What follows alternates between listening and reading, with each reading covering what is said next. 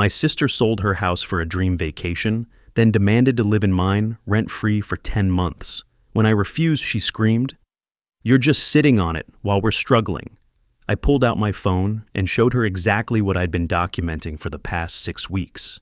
The screen displayed a detailed spreadsheet titled Jenny Financial Documentation with timestamps, dollar amounts, and photographic evidence. Her face went white as she saw the extent of my preparation. What she didn't know was that I'd been strategically building a case against her manipulation tactics since the moment she first called, asking for temporary help. "What the hell is this?" Jenny demanded, grabbing for my phone. I pulled it back, already having uploaded everything to secure cloud storage with my attorney's firm. "This is 6 weeks of documentation proving you've been planning to exploit me financially while painting yourself as a victim," I said calmly. "Every conversation recorded where legally permissible, every text message screenshot, every social media post where you bragged about your amazing adventure, while secretly planning to dump your consequences on me. Let me explain how I got here. I'm a 34-year-old senior systems analyst making $127,000 annually at a tech consulting firm in Denver. My house is a modest 3-bedroom ranch worth approximately $485,000, which I've owned for 8 years and have $127,000 remaining on the mortgage. I've always been the responsible one in our family, while my sister Jenny, 31, has consistently made impulsive decisions and expected others to clean up the mess. 3 months ago, Jenny and her husband Alex, 33, sold their $340,000 house in Austin to fund their year-long family adventure around the world. They netted roughly $85,000 after paying off their mortgage and thought this would sustain them, their 7-year-old daughter Emma, and 5-year-old son, Lucas, for 12 months of international travel. I knew this was financial suicide from day one. Basic math showed their plan was doomed. International flights for 4 people, $12,000. Accommodation averaging $80 per night, $29,200 annually. Food costs averaging $120 daily for a family of 4, $43,800 annually. Plus activities, transportation, insurance, and emergencies.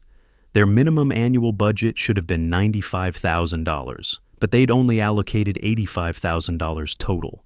When Jenny first called me 6 weeks ago from Barcelona, stressed and asking about temporary housing options, I immediately began documenting everything. My attorney, David Chen from Morrison & Associates, had advised me years ago during a contract dispute to maintain detailed records of any potentially problematic family interactions. At $450 per hour, his advice was expensive but invaluable. Document everything in real time, create timestamps, save communications, build an unassailable record. I started a comprehensive documentation system that day. Every phone call was logged with date, time, duration, and key points discussed. I used a legal recording app since Colorado is a one-party consent state. Every text message was screenshot and backed up to 3 separate cloud services. I created a detailed financial tracking spreadsheet, showing their spending patterns based on their social media posts and travel itineraries. The data was damning. In 8 weeks of travel, they'd blown through $47,000 of their $85,000 budget. Instagram posts showed them staying in $150 per night hotels, eating at expensive restaurants, and booking costly excursions. Their daily burn rate was averaging $195, which meant their money would be gone in approximately 16 weeks total, not the 52 weeks they'd planned. I also discovered something revealing through their public social media posts. Jenny had been complaining to her travel blogger friends about selfish family members who won't support our dreams for weeks before she ever called me directly. She was already setting up the narrative that I was the villain for not providing free housing. My documentation system expanded to include professional financial analysis. I consulted with a certified financial planner, Maria Santos, who charged $300 for a comprehensive review of their situation. Her analysis confirmed my calculations. They were facing inevitable financial catastrophe within 4 to 6 weeks of their initial call to me. I also hired a private investigator, James Rodriguez from Apex Investigations, for $1,200 to conduct background research on their current financial status. What he discovered was enlightening. Alex had already started applying for jobs back in the United States 3 weeks before Jenny's first casual call about housing. They'd been planning their exit strategy while publicly maintaining the facade of their successful adventure. When Jenny and Alex showed up at my Denver house that Saturday morning in early October, I was completely prepared. I'd spent $2,950 on professional consultations and documentation services. But I knew this investment would protect me from a potentially devastating financial manipulation that could cost me $25,000 to $35,000 annually. "We know you said you didn't think having us live here would work out, but we really believe we can make it work," Jenny had said, with practiced desperation. "It's just 10 months. We won't be any trouble." That's when I realized they'd never intended this to be temporary. 10 months would become permanent once they were established in my house. They'd find reasons to extend. Emma and Lucas would be settled in local schools. Alex would find work in Denver, and I'd become responsible for 2 children's stability. My attorney had warned me about exactly this scenario. "What's the plan, though?" I'd asked, already knowing the answer. "What happens after the 10 months? Jenny and Alex exchanged glances, confirming my suspicions. "We're still figuring that part out," Jenny had said. "We might go back to traveling if things work out." This was the moment I knew my documentation strategy was correct. They wanted me to subsidize their lifestyle indefinitely, while maintaining the option to abandon their responsibilities whenever convenient. When I showed them my apartment listing research with realistic Denver rental prices, $1,800 to $2,400 for 3-bedroom places, they'd dismissed it immediately. "We can't afford those deposits," Alex had said. "We don't have stable employment for the applications." That's when I pulled out the documentation that ended the conversation. "According to your social media posts, you spent $3,400 on a 5-day stay in Santorini last month. That's more than a security deposit on a decent apartment." Jenny's face had shifted from hopeful to furious instantly. "Are you serious?" she'd screamed. "We're family, Brian. Family helps each other out. You've got all this space and it's just you living here. What's the big deal?" My response was strategically planned. "It's not just about space, Jenny. It's about my life, too. I've worked really hard to get this house, and I need my own peace and quiet. I'm happy to help you in other ways, but having you all live here for almost a year just isn't going to work." That's when Jenny completely lost control. "You're just sitting on it while we're struggling," she'd screamed, loud enough for my neighbors to hear. Perfect. I'd hoped she'd have an outburst that would demonstrate her manipulative tactics. I pulled out my phone and showed her the documentation. The spreadsheet included 23 recorded phone conversations with timestamps and transcripts, 87 text messages showing escalating demands and guilt trips, 19 social media posts contradicting their claims of poverty, financial analysis showing their reckless spending patterns, background check results showing their planned exit strategy. "This proves you've been lying about your financial situation while planning to manipulate me into free housing," I said calmly. "You're not struggling victims. You're irresponsible adults who made bad choices and want me to subsidize the consequences." The immediate fallout was swift and dramatic. Jenny stormed out of my house, threatening to tell everyone what kind of person you really are. Within 6 hours, my phone was buzzing with family members calling to guilt trip me. But I was prepared for this too. My documentation included a comprehensive communication strategy developed with my attorney. Every family member received the same factual response. I offered to help Jenny find affordable housing and even contribute financially to their security deposit. They refused anything except free housing in my home for 10+ months. I've documented everything and am prepared to defend my position. My mother called first from her Phoenix apartment, using her standard guilt tactics. "Brian, I need to talk to you about Jenny. I don't understand why you wouldn't help your sister. They're in a tough spot, and family's supposed to help each other." I'd practiced this conversation. "Mom, I did offer to help. I offered to research affordable rentals and contribute money toward their deposits. They want exclusively to live in my house, rent-free for nearly a year, while maintaining the option to continue traveling. That's not temporary assistance. That's permanent subsidizing." When she persisted with emotional manipulation, I escalated to documented facts. Jenny spent $3,400 in 5 days in Greece last month, according to her Instagram posts. That's enough for a security deposit and first month's rent in Denver. They're not broke. they're irresponsible. My father tried the tough love approach during his call from Phoenix, calling me selfish and claiming I'd always had it easy. I was ready.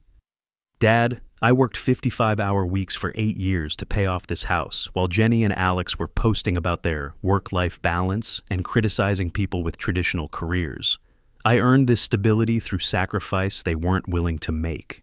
The strategic beauty of my preparation became clear when Jenny tried to rally extended family through social media. She posted a dramatic Facebook rant about certain family members abandoning her in her time of need, complete with pictures of Emma and Lucas looking tired at what appeared to be an airport. But I had documented evidence to counter every claim. When cousins and aunts started commenting about my heartlessness, I posted a factual response with proof. I offered multiple forms of assistance, researching affordable housing, contributing financially to deposits, and helping with job searches. The only unacceptable option was refusing anything except 10+ months of free housing. Here's documentation of my actual offers versus what was actually requested. I attached screenshots of my text messages offering specific financial help and housing research, contrasted with Jenny's responses demanding exclusively to live in my house rent-free. The social media battle lasted 3 days. Extended family members who had initially supported Jenny began questioning her narrative when confronted with documented evidence. Several messages shifted from accusatory to apologetic. "We didn't know you had offered other help," and "Jenny made it sound like you completely refused to assist." My Aunt Patricia, who had initially called me selfish, sent a private message after reviewing the evidence. "I see now that you tried to help in reasonable ways. Jenny's demands were excessive." The financial consequences for Jenny and Alex accelerated rapidly. Within 2 weeks of our confrontation at my house, they were forced to return to the United States with approximately $28,000 remaining from their original $85,000. They couldn't afford international travel anymore and had no housing arranged. I learned about their deteriorating situation through mutual friends who still maintained contact with both of us. They were staying in an extended stay motel in Austin, paying $89 per night, $623 weekly, while Alex desperately searched for employment. Emma and Lucas were enrolled in temporary schooling programs, creating additional stress and instability for the children. 3 weeks after our confrontation, Jenny called me again from Austin, much less aggressive this time. "Brian, we're back in Austin. Things are really tight financially. Could you loan us $5,000 for an apartment deposit?" My response was strategically prepared. "I'm not comfortable lending money without a formal repayment agreement and collateral. However, I can connect you with financial counseling services and job placement agencies." This wasn't cruel, it was protective. My attorney had advised that any financial assistance without proper documentation could lead to additional manipulation and larger demands later. The long-term consequences unfolded exactly as I'd predicted. Alex found part-time employment at a warehouse, earning $18 per hour for approximately 30 hours weekly, generating roughly $28,000 annually. Jenny took a retail position at a department store, earning $15 per hour for 25 hours weekly, adding about $19,500 annually.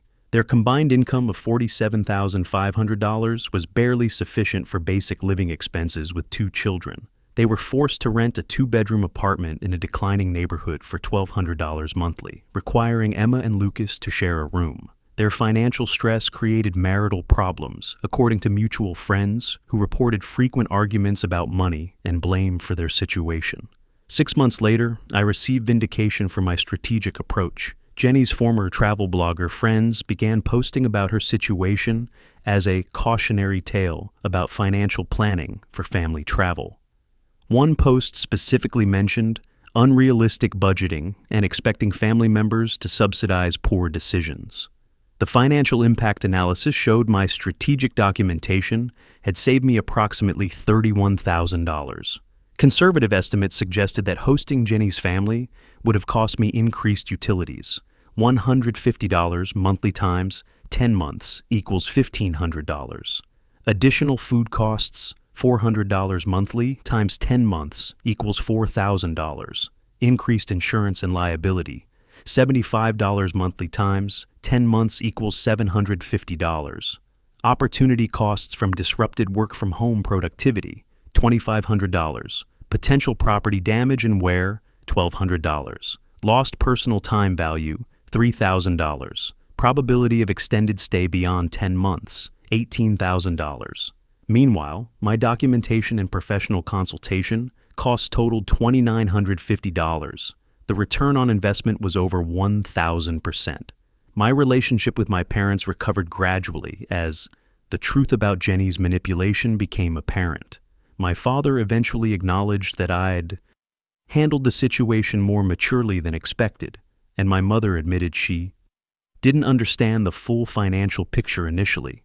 1 year later, Jenny and Alex remain in their Austin apartment. Alex was promoted to full-time status, increasing their household income to approximately $62,000 annually. Jenny found a better position at a local bank, bringing their combined income to $71,000. While still struggling compared to their previous homeowner status, they've achieved basic financial stability. Emma and Lucas have adjusted to their new school and seem to be thriving despite the earlier instability. Jenny and I maintain minimal but civil contact, primarily through family gatherings where we interact politely, but without the closeness we once had. The lesson here wasn't about family drama. It was about strategic preparation and professional documentation defeating emotional manipulation. When people systematically try to exploit your resources while painting themselves as victims, the solution isn't emotional confrontation or compromise. It's methodical evidence gathering, professional consultation, and strategic boundary enforcement with unassailable documentation. Today I maintain my house, my routines, and my financial security because I invested in protection rather than yielding to guilt. Jenny and Alex learned that consequences follow poor planning and that responsible family members aren't obligated to subsidize irresponsible decisions. Strategic thinking and documented preparation beats emotional manipulation every single time. Some lessons cost $2,950 to learn, but they save you tens of thousands in the long run.